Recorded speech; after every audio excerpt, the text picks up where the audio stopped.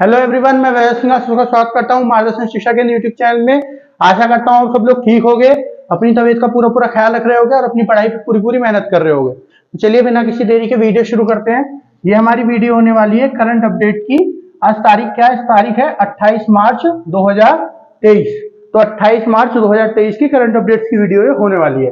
पहले न्यूज देखते हैं क्या है। प्रधानमंत्री Modi launch the call before you dig app. तो जो हमारे देश के प्रधानमंत्री हैं, कौन? जो प्राइम मिनिस्टर है नरेंद्र मोदी जी, उन्होंने एक ऐप को लॉन्च किया। ऐप मतलब जो फोन में हम लोग यूज करते हैं ना, मोबाइल एप्लीकेशन ऐप, वो जो है उसको लॉन्च किया है। क्या नाम है इसका? Call before you dig.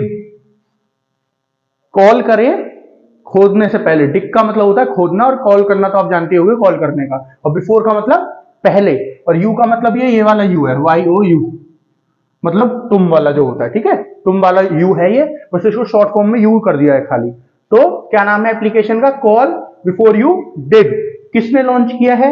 मतलब ये नरेंद्र मोदी ने तो लॉन्च किया है, लेकिन किस मिनिस्ट्री के द्वारा लॉन्च किया गया है गवर्नमेंट ऑफ इंडिया की, उसके बारे में हम लोग यहाँ पे बात करेंगे अभी। फिर ये ऐप किस लिए लॉन्च की गई है, काम क्या है इसका, उसके बारे में हम लोग बात करेंगे। तो किसके द्वारा लॉन्च किया गया है इसको ये एक अंडर आती है मिनिस्ट्री ऑफ कम्युनिकेशन के। मिनिस्ट्री ऑफ कम्युनिकेशन के, ठीक है, मिनिस्ट्री ऑफ कम्युनिकेशन के अंदर आती है। मिनिस्ट्री ऑफ कम्युनिकेशन का एक डिपार्टमेंट है, department of telecommunication, department of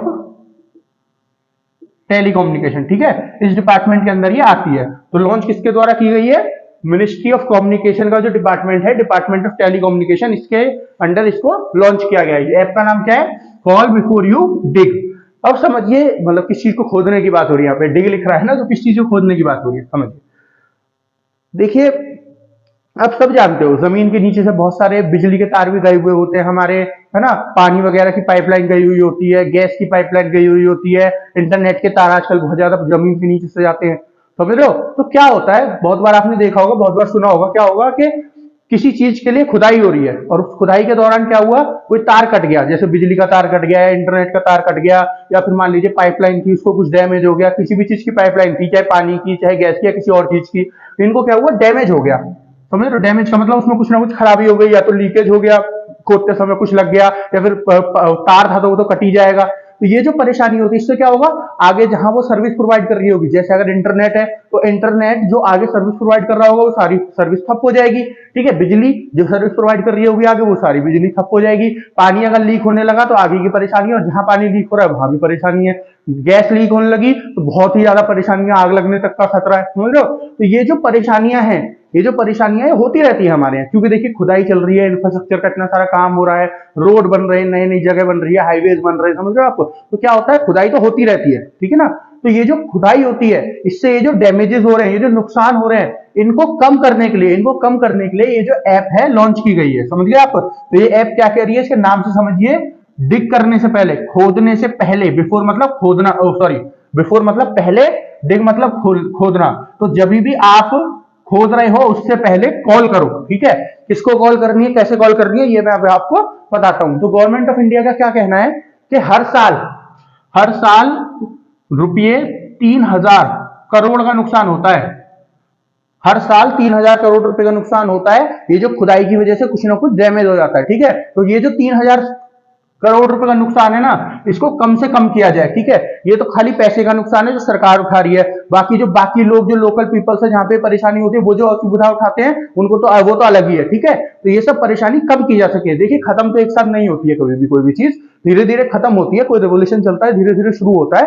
तो अभी क्या है, गवर्नमेंट ऑफ इंडिया ने इसको लॉन्च किया है, तो धीरे धीरे कम होना शुरू होगा। फिर एक समय ऐसा भी आएगा जब खत्म हो जाएगा, पर वो कितने साल बाद आएगा ये नहीं पता, पर आ जाएगा एक समय ऐसा भी। तो ये ऐप इसीलिए लॉन्च की गई है, ठीक है। अब आप कैसे संपर्क करोगे, है ना, इस ऐप से संपर्क कैसे करोगे, कैसे पता लगाओगे। देखिए, जैसे मान लो कोई आदमी है, उसको एक्सकेवेशन करना है। एक्सकेवेशन मतलब खुदाई करना होता है, ठीक है। डिग करना है, एक्सकेवेशन करना है किसी भी चीज के लिए, समझ रहे हो। तो उसको वो क्या करेगा, जिस एरिया में उसको खुदाई करनी है, उस एरिया के बारे में कांटेक्ट करेगा, किससे, इस ऐप से। कांटेक्ट कैसे करेगा, देखिए, एसएमएस के थ्रू कांटेक्ट कर सकता है ना, जो मैसेजेस वगैरह सेंड करते हैं, ईमेल के थ्रू कर सकता है, या फिर नॉर्मल एक कॉल देके भी कर सकता है, ठीक है। नॉर्मल कॉल देके भी कर सकता है, या फिर ये जो तीनों चीजें होंगी कहां जाएंगी, जो इस ऐप का कॉल सेंटर होगा, जिस ऐप का कॉल सेंटर होगा उसमें जाएंगी। या फिर जो लोकल ऑफिसेज, जो कुछ रीजनल ऑफिसेज बनेंगे कुछ पर्टिकुलर एरियाज में, वहां पे जाके, रीजनल ऑफिस मतलब जो एक एरिया के लिए, एक पर्टिकुलर एरिया के लिए एक ऑफिस खोल दिया जाता है, समझ गए? तो जो रीजनल ऑफिस खुला हुआ होगा उसमें भी जाके वो बात कर सकता है, जिसको भी करना है ये काम, समझ गए? पूरा डॉक्यूमेंटेशन अपना तैयार करेगा और बताएगा उसमें कि मुझको ऐसे, ये कोई एरिया है, इसके अंदर इस एरिया में मेरे को खुदाई करनी है, तो मुझे आप बताइए कि कल कोई ऐसी चीज तो नहीं है इसके नीचे से कोई पाइपलाइन जा रही हो, है ना, किसी चीज की, पानी की, तेल की, या किसी भी चीज की, या फिर कोई तार जा रहा हो, है ना? तो अगर जा रहा है तो मुझे बताइए, मैं यहाँ खुदाई कर सकता हूँ, नहीं कर सकता, कर सकता हूँ तो मुझे कितना सावधान रहने की जरूरत है, कैसे कैसे इसको सफलतापूर्वक मैं इसे पूरा कर सकता हूँ, ठीक है, सक्सेसफुली इसे पूरा पूरा कर सकता हूँ खुदाई को, ठीक है ना? तो ये जो है ये ऐप से पूछा जाएगा उसके द्वारा। फिर ये ऐप क्या करेगी, ये ऐप जो है जो पर्टिकुलर रीजनल अथॉरिटी होगी उससे क्या करेगी, उससे संपर्क करेगी, उससे जानने की कोशिश करेगी, जिस जिस डिपार्टमेंट की जरूरत होगी जानने की कोशिश करेगी। अगर मान लो पेट्रोल की लाइन जा रही है, फिर गैस की लाइन जा रही है, तो पर्टिकुलर उस डिपार्टमेंट से करना पड़ेगा। पानी की लाइन जा रही है तो पानी वाले डिपार्टमेंट से करना पड़ेगा। बिजली जा रही है तो हाइडल वगैरह जो आसपास होंगे उनसे करना पड़ेगा। इंटरनेट से जा रही है तो जो इंटरनेट सर्विस प्रोवाइडर होगा उससे करना पड़ेगा, ठीक है? तो इन सबसे कांटेक्ट करके और पता लगाएगी कहां से उनकी लाइन जा रही है, ठीक है, कहां से उनकी लाइन जा रही है, कहां से नहीं जा रही है। और उसके बाद क्या करेगी, उसके बाद जो उसका मतलब उसको कैसे सक्सेसफुली किया जा सकता है, जो भी इसको डिग करना है, जो भी इसको खोदना है, जो भी इसको काम करना है, वो कैसे किया जा सकता है, उसको इस बारे में बता देगी। जिसने भी पूछा था उसको इस बारे में बता दिया जाएगा, ठीक है, उसको इस बारे में बता दिया जाएगा और फिर वो उस हिसाब से यहाँ पे काम कर सकता है। तो यहाँ पे अब इससे क्या होगा, इससे फायदा होगा कि जो चीज खराब हो रही थी, जो चीज डैमेज हो रही थी, वो होने से बच जाएगी, समझ रहे हो आप? और धीरे धीरे क्या है, अभी तो थोड़े बहुत एक छोटे से लेवल पे स्टार्ट होगा, फिर धीरे धीरे करके जब सब जगह पे ऐसे चीज बचनी शुरू हो जाएंगी। क्यों, देखिए कई बार हमारे यहाँ क्या होता है, हमारे यहाँ कई बार होता है सड़क बन गई, अब सड़क बनने के बाद याद आया अरे यहाँ तो इस चीज का भी तार बिछाना था, फिर उस सड़क को खोद देंगे। फिर कुछ दिन बाद आया अरे ये वाला तार और रह गया, फिर उसको खोद देंगे, ठीक है? तो इससे भी तो पैसे का नुकसान होता है ना, जो पहले बिछा हुआ था कोई चीज वो भी नुकसान होती है, समझ रहे हो आप? वैसे भी हमारे यहाँ पे इतनी सारी सड़क बन रही है, इतना इंफ्रास्ट्रक्चर बन रहा है ना, रोज हाईवे कोई ना कोई बन रहा है, किसी ना किसी का उद्घाटन हो रहा है, तो जो तार वगैरह जा रहे हैं या फिर कोई भी चीज अंडरग्राउंड से जा रही है वो चीज डैमेज हो सकती है डिगिंग के दौरान, खोदने के दौरान। तो इसी वजह से इस ये जो ऐप है इसको स्पेशली लॉन्च किया गया है। हम ऑलरेडी 3000 करोड़ रुपए का नुकसान हर साल उसके ऊपर उठा रहे हैं, जो गवर्नमेंट के द्वारा इन्फॉर्म किया गया है, ठीक है? चलिए अब नेक्स्ट न्यूज देखते हैं। नेक्स्ट न्यूज क्या है, income tax department launch a mobile app AIS for tax payer. तो जो इनकम टैक्स डिपार्टमेंट है आपका, इनकम टैक्स जो डिपार्टमेंट है, इनकम टैक्स भरते होंगे ना आपके पापा मम्मी, जॉब करती होंगी तो मम्मी हर साल के एंड में इनकम टैक्स भरते हैं, है ना? वैसे तो महीने दर महीने जाता है, लेकिन लास्ट में इनकम टैक्स रिटर्न डालना पड़ता है, वो पूरे पेपर्स वगैरह होते हैं। तो ये वो वाले इनकम टैक्स की बात हो रही है। तो उसका जो डिपार्टमेंट है, इनकम टैक्स डिपार्टमेंट, उसने क्या किया है, मोबाइल एप्लीकेशन लॉन्च किया है। वही एप्लीकेशन जो ऐप है, जैसे ये ऐप है, जैसे हमारे फोन में होती है ना, व्हाट्सएप की ऐप होती है, या फिर बहुत सारी चीजों की ऐप होती है हमारे फोन में, समझ रहे हो आप? तो जो मोबाइल एप्लीकेशन है, मोबाइल एप्स हैं, वो लॉन्च की है किसने, इनकम टैक्स डिपार्टमेंट ने। किस नाम से, AIS फॉर पे tax payer, AIS for tax payer. AIS की फुल फॉर्म क्या है, जो आपकी AIS है इसकी फुल फॉर्म है एनुअल इंफॉर्मेशन स्टेटमेंट। AIS मतलब एनुअल इंफॉर्मेशन स्टेटमेंट, ठीक है? एनुअल मतलब, एनुअल जहां पे लिखा हो उसका मतलब होता है सालाना, एनुअल का मतलब सालाना।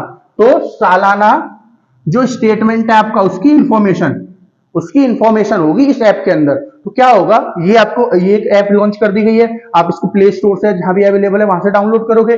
डाउनलोड करने के बाद अपना रजिस्ट्रेशन करोगे। वैसे जैसे रजिस्ट्रेशन होगा, नंबर मांगेगा या कोई पैन नंबर मांगेगा, पैन कार्ड नंबर शायद मांगेगा, क्योंकि इनकम टैक्स डिपार्टमेंट की बात हो रही है, तो पैन कार्ड नंबर मांगेगा, फिर OTP वगैरह भेजेगा, ऐसे करके रजिस्ट्रेशन कर लोगे आप। रजिस्ट्रेशन करने के बाद जब आपका जो वो होगा, पैन नंबर होगा, उससे आप लिंक हो जाओगे उस ऐप के थ्रू। तो क्या होगा, फिर उसके बाद आपकी सारी डिटेल उसके अंदर आ जाएगी।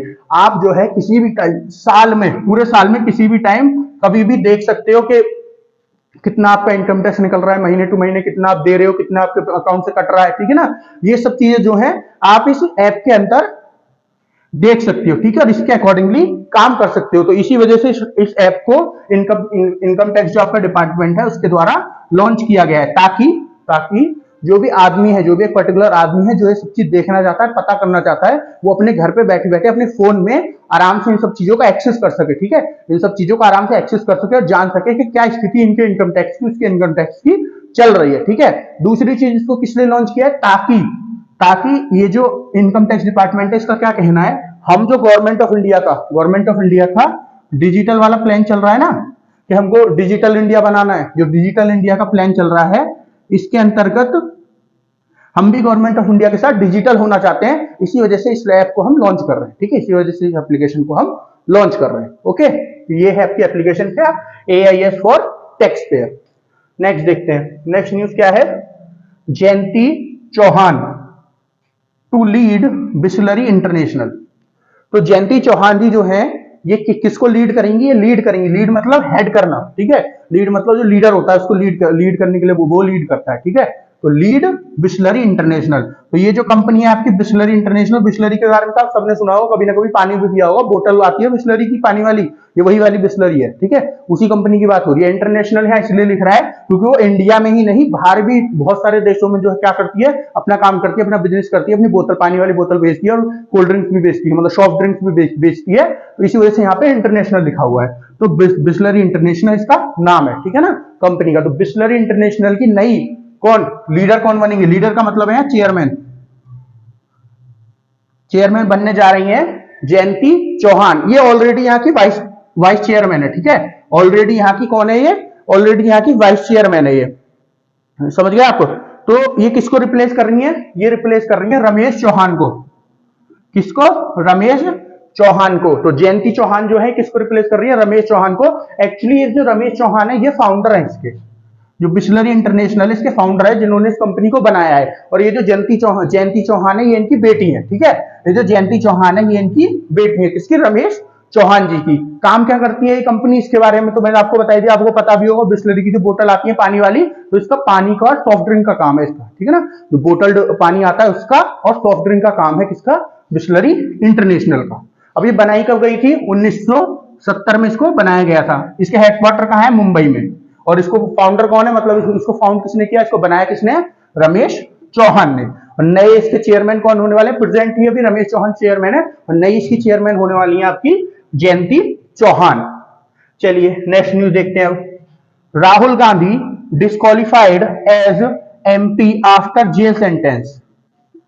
तो क्या हो गए, राहुल गांधी डिस्क्वालीफाई हो गए एज MP की जो इनकी पोस्ट थी उससे। अभी MP क्या है, ये MP वो वाला मध्य प्रदेश वाला MP नहीं है, ये MP है आपका मेंबर ऑफ पार्लियामेंट। क्या है, मेंबर ऑफ पार्लियामेंट। पार्लियामेंट क्या होता है आपका, संसद, हिंदी में बोलते हैं। पार्लियामेंट किस किस के बराबर होता है, Lok Sabha plus Rajya Sabha plus president. ठीक है, तो ये किस चीज के मेंबर थे, ये थे मेंबर ऑफ पार्लियामेंट, मतलब इन दोनों में से किसी के मेंबर होंगे। प्रेसिडेंट तो अपना अलग ही होता है, ठीक है, प्रेसिडेंट तो अपना अलग होती है पोस्ट, इन दोनों में से किसी के सदस्य होंगे, ये मेंबर होंगे। किसके मेंबर थे, ये थे लोकसभा के मेंबर। ये सीट जीते थे कहां से, वानियाड, जो आपका केरल में पड़ता है, वानियाड एक जगह पड़ती है, वहां से ये अपनी सीट जीते हुए थे और उसी सीट पे ये MP थे वहां से। ठीक है, अब क्या हुआ, इनको जेल हो गई है। क्यों जेल हुई है उसके बारे में बताऊंगा। इनको 2 साल की जेल हो गई है। इस पूरे केस को अच्छे से डिस्कस करेंगे, क्यों जेल हुई है, कैसे क्या हो सकता था, क्या नहीं हो सकता था, कौन कौन से नियम इसमें लगे हैं, है ना, कौन कौन सी धाराएं लगी है, सारा कुछ इसमें हम लोग डिस्कस करने वाले। पहले सुनिए कि इनको जेल हुई क्यों है 2 साल की। देखिए 2019 में जब इलेक्शन होने वाले थे, तो उस इलेक्शन से पहले प्रचार किया जाता है ना, अलग अलग जो नेता होते हैं वो प्रचार करते हैं, जिसको कैंपेन भी बोलते हैं, इंग्लिश में, हिंदी में प्रचार बोलते हैं। तो ये अपने प्रचार के दौरान कर्नाटका में एक जगह पे इन्होंने भाषण दिया। इस भाषण में इन्होंने क्या बोला कि जितने भी चोर निकल के आ रहे हैं सब मोदी है, ठीक है, जितने भी चोर आ रहे हैं सब मोदी से ही आ रहे हैं, मोदी नाम के आ रहे हैं। फिर उन्होंने नाम भी लिया, ललित मोदी, नीरव मोदी, प्रधानमंत्री मोदी जी का, नरेंद्र मोदी। तो इन्होंने ऐसे करके बोला, ठीक है ना। अब इससे क्या हुआ, एक MLA है गुजरात के, उनको ये बात अच्छी नहीं लगी। जो MLA है कहाँ के, गुजरात के, उनको ये बात अच्छी नहीं लगी। उनका क्या कहना था कि राहुल गांधी इस चीज से क्या कहना चाहते हैं, ये राहुल गांधी इस चीज से क्या कहना चाहते हैं। इनका नाम क्या था, इनका नाम था परेश मोदी, ठीक है, इनका नाम था परेश मोदी। तो इन्होंने क्या कहा, इन्होंने बोला, जो MLA थे, इन्होंने पहले तो कोर्ट में केस डाल दिया। जो गुजरात की डिस्ट्रिक्ट कोर्ट थी उसमें इन्होंने केस डाल दिया, ठीक है, जो कोर्ट है उसमें इन्होंने केस डाल दिया है। और इन्होंने केस डालने के बाद क्या बोला, इन्होंने बोला कि जो राहुल गांधी हैं ऐसे कह रहे हैं कि जो भी मोदी लोग हैं वो चोर हैं, ठीक है, मतलब कुल मिला के सेंटेंस घुमा के बोल दो, कैसे भी बोल दो, लेकिन राहुल गांधी कह रहे थे कि जो जितने भी चोर हैं, मोदी जो कम्युनिटी है उसी से निकल के आ रहे हैं सब मोदी, ऐसे करके उन्होंने अपना भाषण पूरा दिया था। आप चाहे तो सुन सकते हैं। अब क्या बोला था क्या नहीं बोला था, हर एक चीज के ऊपर हम नहीं जाते हैं, ठीक है ना, कि ये बोला था कि नहीं बोला था, ये हुआ था कि नहीं हुआ था, पूरे भाषण के ऊपर हम नहीं जाते हैं, आप जाके सुन सकते हो, आप अपने हिसाब से उसको क्या कर सकते हो, क्लियर हो सकते हो, वो जो आपका है उसको डिकोड कर सकते हो, क्या कहना चाह रहे थे क्या नहीं कहना चाह रहे थे, वो आपकी मर्जी है, वो सब अपनी आइडियोलॉजीज के ऊपर डिपेंड करता है। हम यहाँ पे गवर्नमेंट की बात नहीं कर रहे हैं, हम यहाँ पे बात करने वाले हैं इनको क्यों हुई है जेल, ठीक है। तो इन्होंने जो ऐसा बोला था, है ना, और इन्होंने साफ साफ बोला था ये चीज, ठीक है ना, ये चीज को छुपा भी नहीं सकते कि मैंने बोला नहीं था, इन्होंने ये चीज साफ साफ बोली थी। तो क्या हुआ, इसी चीज के ऊपर इन पे केस हो गया गुजरात की कोर्ट में। तो एक केस 2019 से चल रहा था, तो अब ये जो है इसका जजमेंट आया केस का, जिसमें इनको 2 साल की जेल हो गई है, जिसमें इनको 2 साल की जेल हो गई है। किस चीज के ऊपर, डिफॉर्मेशन के ऊपर। डिफॉर्मेशन मतलब ये जो थे ना आपके, ये जो जिन्होंने इनके ऊपर, परेश मोदी जी जिन्होंने इनके ऊपर केस डाला था, इन्होंने इनके ऊपर डिफॉर्मेशन का केस डाला था। डिफॉर्मेशन मतलब मानहानि, डिफॉर्मेशन मतलब मानहानि। मानहानि कैसे, कि इन्होंने कम्युनिटी को टारगेट किया है, मोदी जो कम्युनिटी है इसको इन्होंने टारगेट किया है, जो मोदी कम्युनिटी है जो गुजरात में रहती है, बहुत बड़ी कम्युनिटी है, मोदी, इतने सारे मोदियों का आपने नाम सुन लिए होंगे, ठीक है। तो मोदी कम्युनिटी को इन्होंने क्या किया, टारगेट किया, स्पेशली उनको चोर बोला है, समझ गए। तो इस चीज के लिए इनके ऊपर डिफॉर्मेशन मतलब मानहानि का केस किया गया है, ठीक है ना। अब देखिए बात क्या है, अगर हम अपने जो हमारा कॉन्स्टिट्यूशन है, जो हमारा संविधान है, उसमें अनुच्छेद, आर्टिकल, हिंदी में अनुच्छेद कहते हैं, इंग्लिश में आर्टिकल, आर्टिकल 19(1) देखें।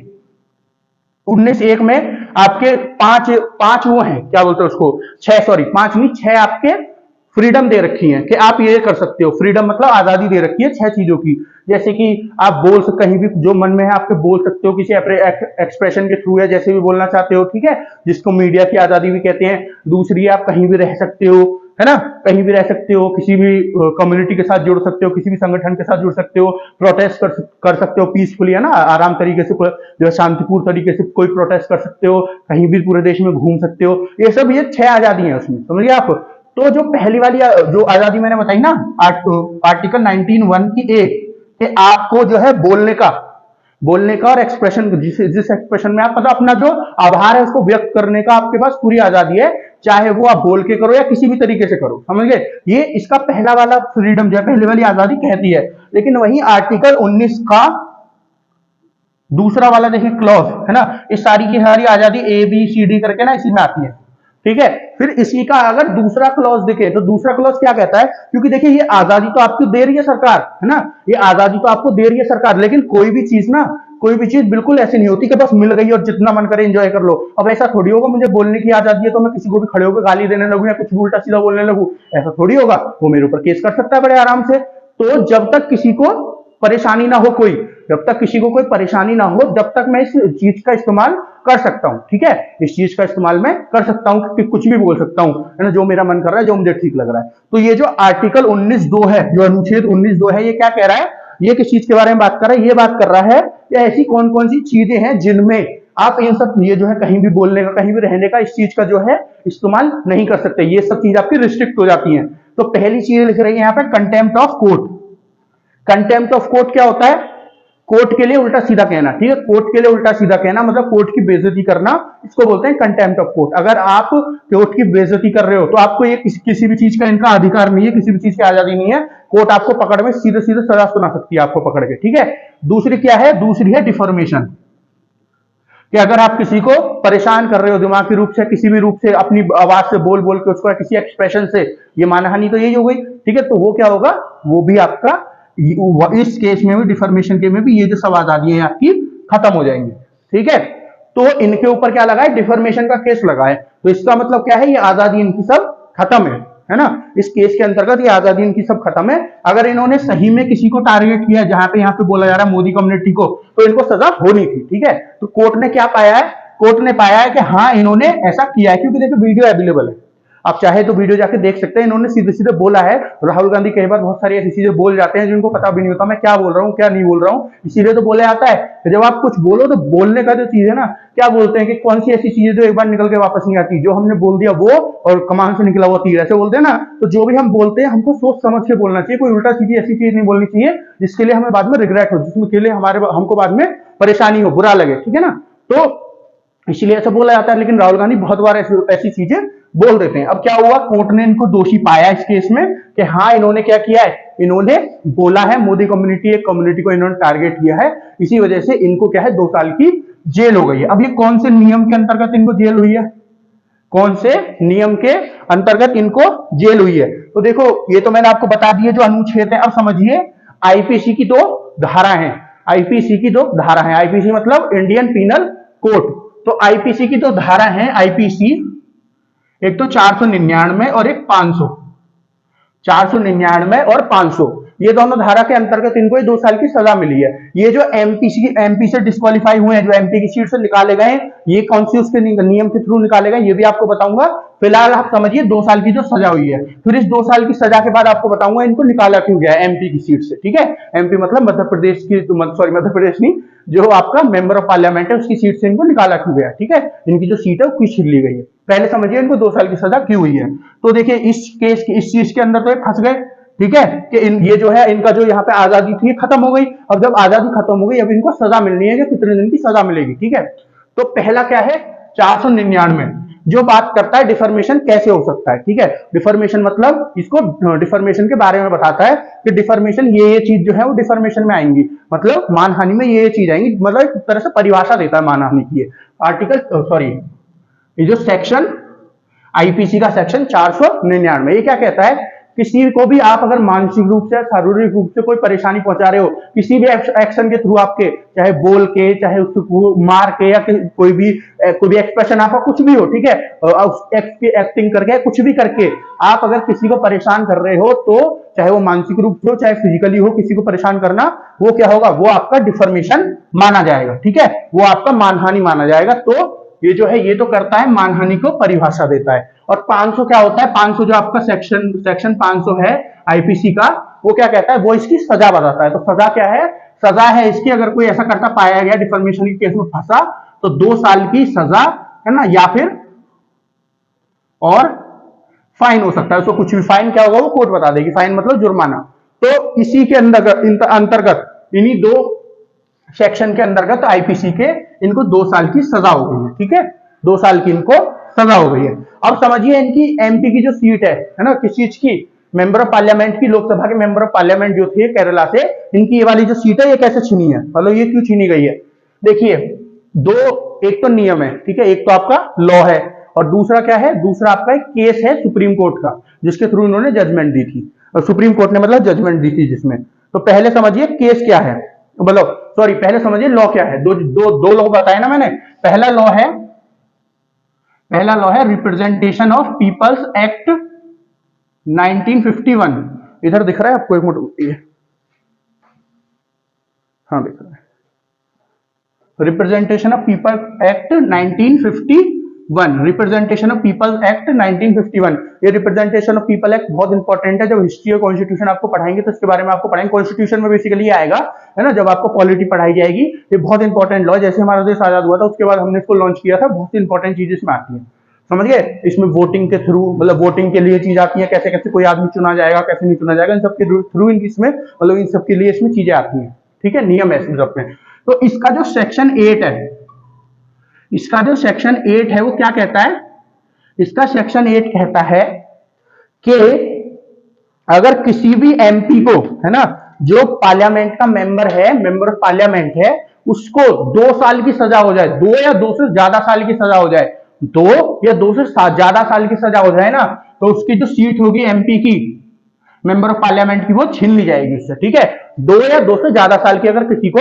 सजा हो जाए, तो यहाँ पे क्या हुआ है, इनको 2 साल की सजा हो गई है, समझ गए ना आप। फिर दूसरा जो केस है किसका, जो सुप्रीम कोर्ट का केस है 2013 का, एक तो ये एक्ट हो गई, है ना, ये वाली जो आपकी act representation of people act 1951। दूसरा है आपका एक नियम, क्या है इसका नाम, सॉरी नियम नहीं, एक वो है केस है सुप्रीम कोर्ट का जिसका नाम है lily Thomas versus union of India.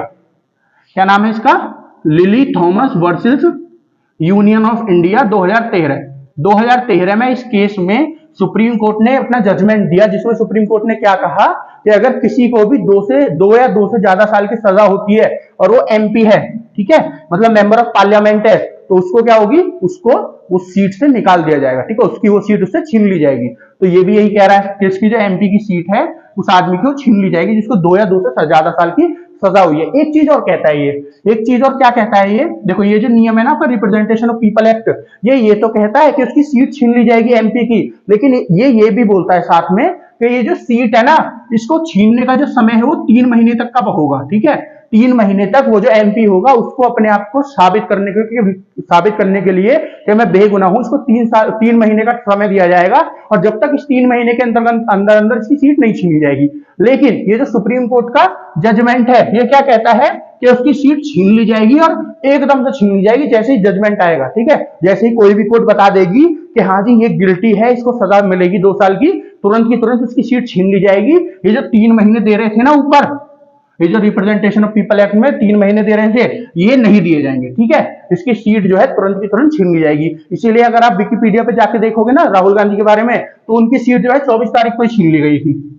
24 तारीख को जजमेंट आया था और 24 मार्च को ही उनकी सीट छीन ली गई है। वहां पे बाकायदा लिखा हुआ है राहुल गांधी एमपी, और 24 मार्च 2023 लिखा हुआ है ना, जहां पे खत्म होती है सीट, वहां पे ना जो साल लिखे, जो ईयर लिखा रहता है, ठीक है ना। तो इनकी सीट इसीलिए एकदम से छीन ली गई है इस, ये जो सुप्रीम कोर्ट का जजमेंट था इसके थ्रू। अच्छा, एक चीज और है, देखिए एक कहावत है, मतलब कहावत क्या है, सब लोग कहते हैं, आपके मम्मी पापा भी कहते होंगे, पहले कहते थे कि जो भी आप कर्म करोगे उसका फल जो है आपको अगले जन्म में मिलेगा, ठीक है। अच्छा बुरा जो भी कर्म करोगे वो सबका। लेकिन अब क्या बोलते हैं, अब बोलते हैं कि जो भी आप अच्छा बुरा करोगे उसका फल आपको इसी जन्म में मिल जाएगा कहीं ना कहीं। तो ऐसा ही कुछ क्या हुआ है, कर्मा वाला जो होता है ना, कर्म वाला, कर्म करो और ऐसे करके जो होता है, उसका क्या है, राहुल गांधी को एक बहुत तगड़ा वाला धक्का लग गया। क्या, देखिए 2013 में जब सुप्रीम कोर्ट ने ये निकाला ना कि उसको 3 महीने का टाइम नहीं मिलेगा, तो उस समय जो सरकार थी, किसकी सरकार थी, उस समय प्रधानमंत्री कौन था, उस समय प्रधानमंत्री थे मनमोहन सिंह जी।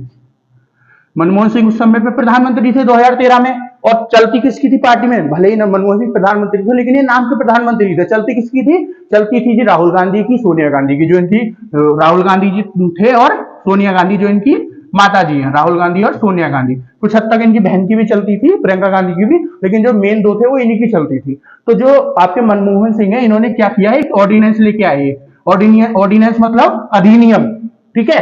जो देखो ऑर्डिनेंस में और जो लॉ लाया जाता है पार्लियामेंट के थ्रू, संसद के थ्रू, इन दोनों में फर्क होता है। ऑर्डिनेंस जो होता है आपका अधिनियम, ये जो है प्रेसिडेंट के द्वारा ला दिया जाता है, बस इसको हर 6 महीने में दोबारा रिन्यूड करना पड़ता है, ठीक है ना। इसमें पार्लियामेंट के सब लोग जो है राजी हो, इस चीज का जरूरत नहीं है। लेकिन अगर कोई आप एक्ट लेके आ रहे हो तो उसमें क्या होगा, हर किसी का पार्लियामेंट में राजी होना जरूरी है। मतलब ये पार्लियामेंट से, हर किसी का नहीं लेकिन पार्लियामेंट से पास होनी जरूरी है, ठीक है। प्रेसिडेंट का राजी होना जरूरी है, लोकसभा राज्यसभा इन सब में मतलब पास होनी चाहिए पूरे पार्लियामेंट में, ठीक है। वो भी अलग अलग एक्ट होती है कि राज्यसभा लोकसभा दोनों से होनी चाहिए, एक से होनी चाहिए, वो अलग अलग होती है। लेकिन ये क्या है, कुल मिला के आपकी पार्लियामेंट से पास होनी चाहिए जो एक्ट होती है। तो एक ऑर्डिनेंस लाया गया, एक अधिनियम लाया गया प्रेसिडेंट को, जिसको लॉन्च करना था मनमोहन सरकार के द्वारा। इसमें क्या था कि ये जो 3 महीने हटाए थे ना, ये जो 3 महीने सुप्रीम कोर्ट ने हटाए थे, इन्होंने क्या बोला, 3 महीने से कम है ना, लेकिन कुछ समय उसको दिया जाएगा, ठीक है। कुछ समय भी कितना दिया जाएगा इस बारे में बात नहीं हुई थी, लेकिन इन्होंने बोला कुछ समय उसको दिया जाएगा, ठीक है। एकदम से उसकी सीट नहीं छीनी जाएगी। जो सुप्रीम कोर्ट यहां बोल रही थी एकदम से उसकी सीट छीन ली जाएगी, कि नहीं, उसकी सीट एकदम से नहीं छीनी जाएगी, वो इस अधिनियम में, इस ऑर्डिनेंस में लिखा हुआ था। लेकिन क्या हुआ, ये जो ऑर्डिनेंस, ये जो अधिनियम था, इसका बहुत ज्यादा प्रोटेस्ट किया गया। प्रोटेस्ट मतलब कि इसको नहीं लाना चाहिए, बहुत घटिया है, बेकार है, सब कुछ, मतलब सब कुछ कहा गया इसके बारे में।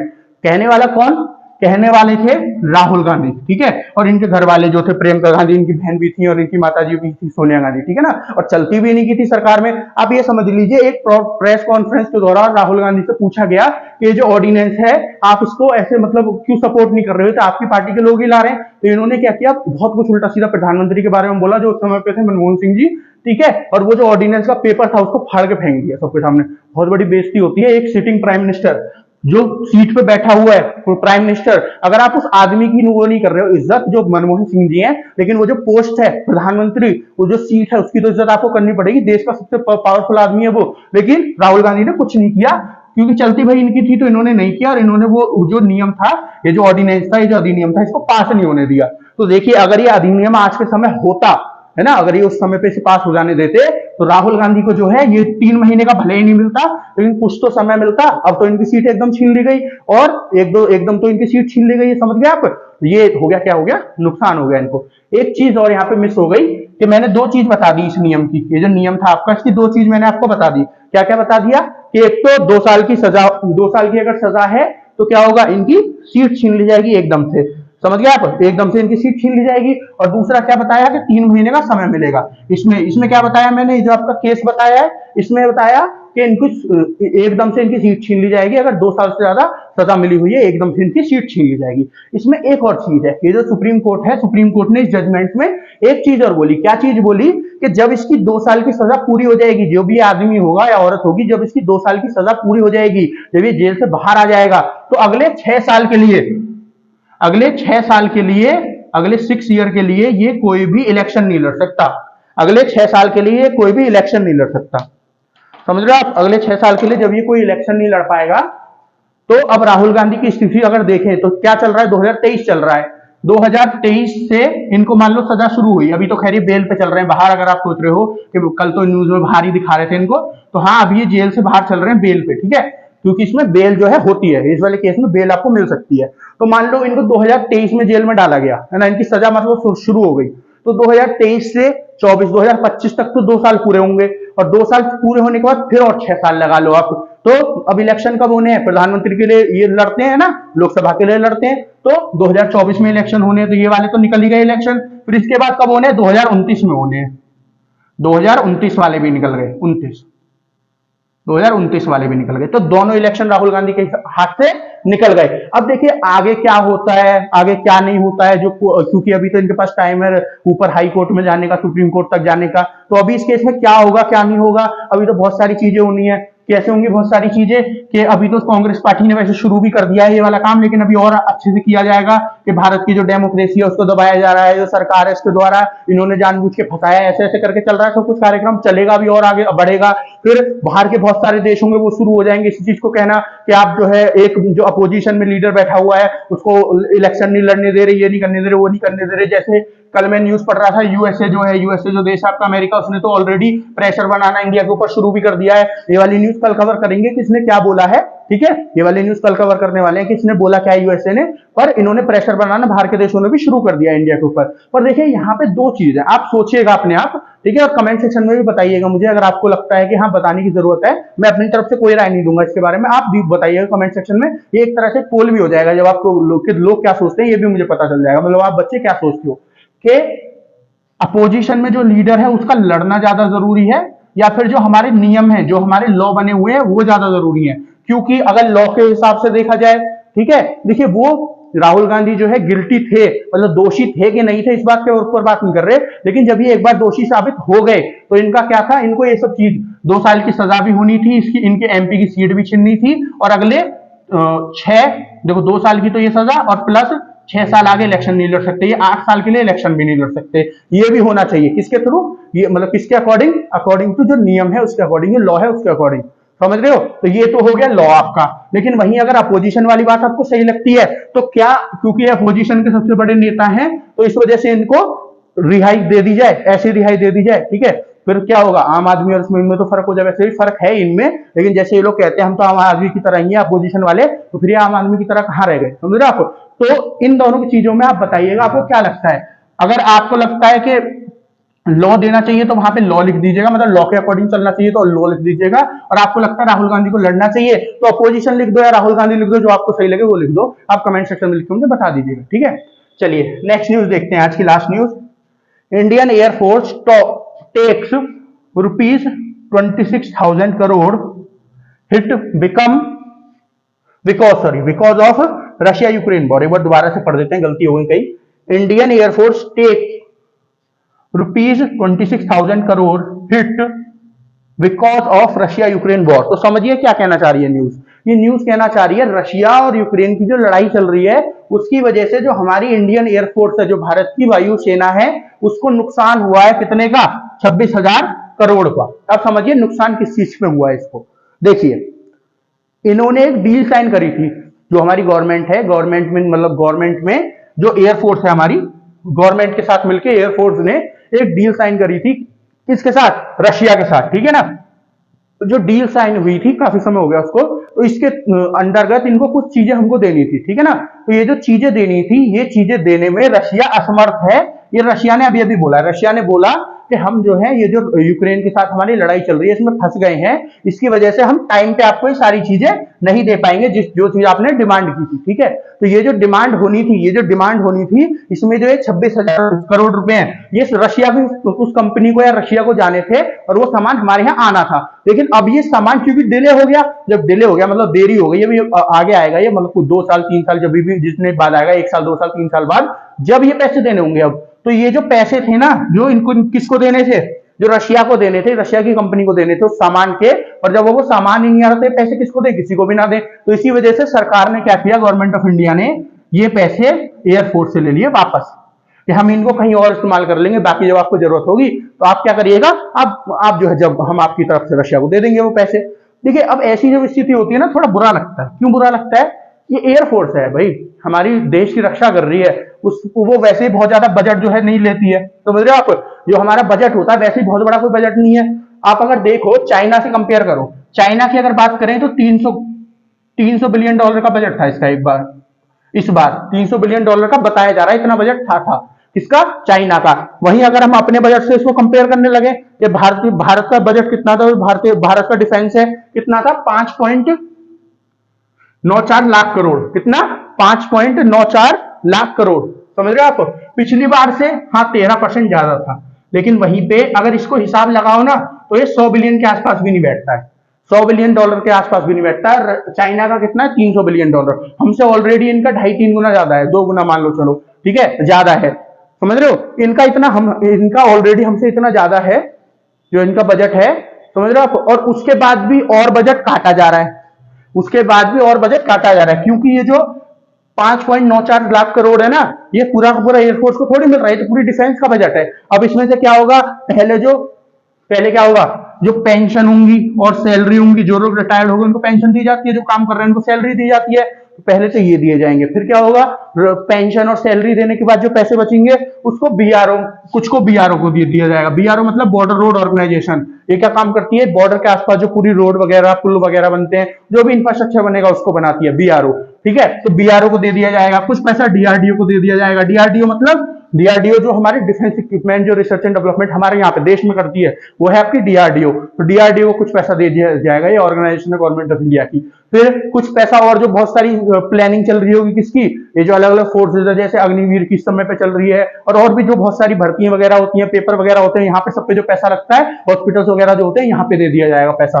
फिर जो पैसा बचेगा उसके बाद जो पैसा बचेगा उसको 3 जगहों में बांटा जाएगा। 3 जगह मतलब आर्मी, एयरफोर्स और नेवी, इन तीनों में बांटा जाएगा। तो कितना ही बच जाएगा, हम समझ रहे हो आप, कितना ही बच जाएगा। अगर हिसाब लगाया जाए तो एयरफोर्स, आर्मी, नेवी तीनों के पास अलग अलग कितना पैसा बैठता है, 85,522 करोड़ रुपीस की बात हो रही है यहाँ। इतना रुपया इनको इस साल मिलने वाला है, जो अभी 1 अप्रैल से शुरू होगा ना, ये वाला 1 अप्रैल से लेके और 31 मार्च 2024 तक, और ये 2023, इनको इतना पैसा मिलने वाला था। कितना, 85,522 करोड़, ठीक है। अब उसमें से भी 26,000 करोड़ ले लिया गया वापस एयरफोर्स से, ठीक है। तीनों को इतना मिलने वाला था, बराबर हिस्सों में बटा, तो तीनों को इतना मिलने वाला था। अब उसमें से 26,000 करोड़ जो है और निकाल लिया गया, तो कितना रह गया इनके पास, किसके पास, जो आपकी एयरफोर्स है, इसके पास आपका 58 करोड़ के आसपास रह गया इसका, ठीक है। 58 करोड़ के आसपास रह गया। तो 58 करोड़ में क्या ही होगा, है ना। इतनी बड़ी एयरफोर्स है, इतने बड़े देश को संभाल रही है, इतने बड़े देश से लड़ने के लिए तैयार हो रही है।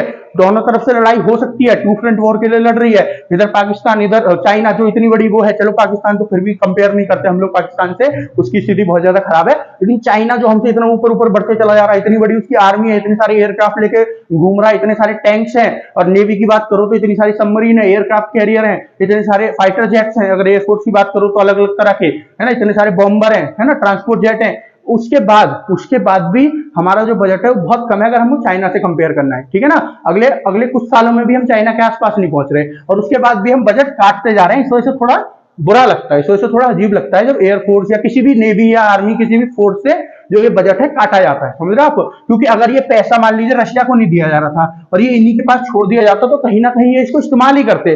ऐसा नहीं है कि ये पैसा जो है ये उड़ा देते कहीं भी कि भैया पार्टी करने लग गए, नहीं, ये भी कहीं ना कहीं इसको इस्तेमाल ही कर लेते, लेकिन सरकार ने इसे वापस ले लिया। सरकार का और कोई प्लान होगा, चलिए देखते हैं, लेकिन फिर भी इनका बजट बढ़ाना बहुत ज्यादा जरूरी है। ये तो हो गई बजट की बात। अब बात करते हैं रशिया यूक्रेन वॉर की। रशिया की, यहाँ पे रशिया देखिए, रशिया की अगर बात करें तो रशिया और जो इंडिया है, हम दोनों कंट्रीज एक स्पेशल टाइप की फ्रेंडशिप को शेयर करते हैं, ठीक है। मतलब एक दूसरे के साथ बहुत अच्छी हमारी फ्रेंडशिप, हमारी रिलेशनशिप, हम तो एक दूसरे के साथ दोस्ती बहुत अच्छी है, समझ रहे हो आप। अब ये दोस्ती क्यों अच्छी है? दोस्ती इसलिए अच्छी है क्योंकि देखिए आप जब इंटरनेशनल लेवल पे जाओगे, जियो पॉलिटिक्स के लेवल पे जाओगे, तो आप क्या देखोगे, दोस्ती उस हिसाब से नहीं होती है जैसे हम और तो आप कर लेते हैं, कोई आपका दोस्त होगा ऐसे कर लेते हो। दोस्ती होती है इंटरेस्ट के हिसाब से कि कितना आपके लिए वो अच्छा है, फायदेमंद है आदमी दूसरा जो आपका दोस्त है, कोई देश आपके लिए कितना फायदेमंद है। तो रशिया के लिए हम किस चीज के लिए फायदेमंद है? चाइना को काउंटर करने में काम आता है, इधर जो वेस्टर्न कंट्रीज है उनको काउंटर करने में काम आता है, फिर बहुत सारी चीजों में मदद भी कर देता है। जैसे रशिया यूक्रेन की वॉर चल रही है और इंडिया ने इनके खिलाफ कुछ बोला नहीं है, ठीक है। इन सब चीजों में क्या होता है, और बहुत सारे रशिया इंडिया की जो है, रशिया जो है बहुत सारे इंडिया से मतलब बिजनेस भी बहुत अच्छा तो नहीं, ओके ठीक है, रशिया की तरफ से बता रहा हूँ, इंडिया की तरफ से नहीं बता रहा, है ना। तो ये तो रशिया के लिए इंडिया की इंपॉर्टेंस है। फिर इंडिया के लिए रशिया की क्या इंपॉर्टेंस है, किस लिए जरूरत है हमें उसकी? हमको वेपन्स प्रोवाइड करता है। क्या प्रोवाइड करता है? हमको वेपन्स प्रोवाइड करता है। चाइना को काउंटर करने में हमारी कोई मदद नहीं करता, लेकिन हमको वेपन्स प्रोवाइड करता है। चाइना को काउंटर करने में हमारी यूएसए मदद करता है, वेस्टर्न कंट्रीज मदद करती है, यूरोप की कंट्रीज मदद करती है। रशिया क्या करता है? रशिया ने क्या है, वेपन्स हमको प्रोवाइड करता है। दूसरी चीज, दूसरी और तो कोई चीज मुझे ऐसी याद आ नहीं रही, है ना। एक आध बार यूएन वगैरह में इन मदद करता है, एक आध बार नहीं, कई बार मदद की है, यूएन वगैरह में हमारी मदद कर दी है, यूनाइटेड नेशन में कश्मीर के मुद्दे पे। लेकिन अब वो तो और बहुत सारी कंट्री करने लगी है, फ्रांस वगैरह ये सब कंट्री भी हमारी मदद करने लगी है, यूएसए भी करने लगा है। तो इस चीज को हम साइड हटा सकते हैं, ठीक है, क्योंकि और बस बहुत सारी कंट्री है जो हमारी इसमें मदद करती है, ठीक है ना। तो इस चीज को साइड हटा दो तो एक ही चीज बचती है जो रशिया और इंडिया के रिलेशनशिप को स्पेशल बनाती है। क्या? इंडिया की तरफ से वो है आप हमारा क्या, जो हमको वेपन्स प्रोवाइड किए जाते हैं रशिया के द्वारा। क्योंकि अगर बिजनेस की बात करें इंडिया के पर्सपेक्टिव से, तो रशिया के साथ हमारा कोई बहुत अच्छा बिजनेस है नहीं, उससे तो बहुत अच्छा बिजनेस हमारा चाइना और बहुत छोटी छोटी कंट्रीज के साथ भी है, समझ रहे हो। तो इस वजह से भी हमारे लिए कोई फायदेमंद नहीं है। हमारा कोई बिजनेस बहुत अच्छा नहीं चल रहा रशिया के अंदर, वही बिजनेस ट्रेड कुछ भी अच्छा नहीं चल रहा। किसी चीज हमारे साथ कोई बॉर्डर शेयर नहीं करता रशिया के, हमको रिलेशनशिप जो है, रिश्तेदारी जो है बहुत अच्छी रखनी है, रिलेशनशिप अपना बहुत अच्छा रखना है, फ्रेंडशिप अपनी बहुत अच्छी रखनी है, रिश्तेदारी नहीं, कुछ मिला के फ्रेंडशिप की बात हो रही है, फ्रेंडशिप अपनी बहुत अच्छी रखनी है। तो और सब चीजों में रशिया हमारे लिए कोई बहुत ज्यादा फायदेमंद है नहीं, ना हमको चाइना को काउंटर करने में मदद कर रहा है। एक ही चीज में फायदेमंद है, वेपन्स। और अगर ये भी चीज ये हमको नहीं दे पा रहा, और अगर ये भी चीज ये हमको समय से नहीं दे पा रहा, तो क्या ही इंपॉर्टेंस रह जाती है फिर रशिया की हमारे लिए? कुछ इंपॉर्टेंस नहीं रह जाती। उससे अच्छा तो हम यूएस वगैरह की तरफ शिफ्ट हो जाते हैं, हम अपने टाइम से वेपन वगैरह भी ले पाएंगे, थोड़े महंगे होंगे पर ले पाएंगे, और चीजों में भी हमारी मदद कर रहा है, समझ रहे हो आप। फिर हम इन दोनों के बीच में क्यों अटकेंगे? फिर तो हम एक तरफ चुन लेंगे अपना, समझ रहे हो ना। तो रशिया के जो ये जो मूव हो रहे हैं ना, कुछ रशिया यूक्रेन की वजह से जो बहुत ज्यादा दिक्कत हो रही है, रशिया झेल रहा है और भी सबको परेशान कर रहा है। जैसे हमको इस चीज में इसने परेशान किया है, हमारे वेपन्स टाइम पे प्रोवाइड नहीं किए, इससे क्या होगा, रशिया और इंडिया की रिलेशनशिप जो है थोड़ी खराब होगी। देखिए फ्रेंडशिप खत्म नहीं हो जाएगी, दोस्ती खत्म नहीं होगी, लेकिन ये जो स्पेशल वाला है वो है ना, ये जो स्पेशल वाली चीज है ये हट जाएगी इसमें से, समझ रहे हो आप। तो इसी वजह से रशिया को भी थोड़ा ध्यान देने की जरूरत है इस चीज में। तो आज के लिए इतना ही, एक बार बोर्ड देख लीजिए, आशा करता हूं आपको सारा कुछ समझ में आया होगा।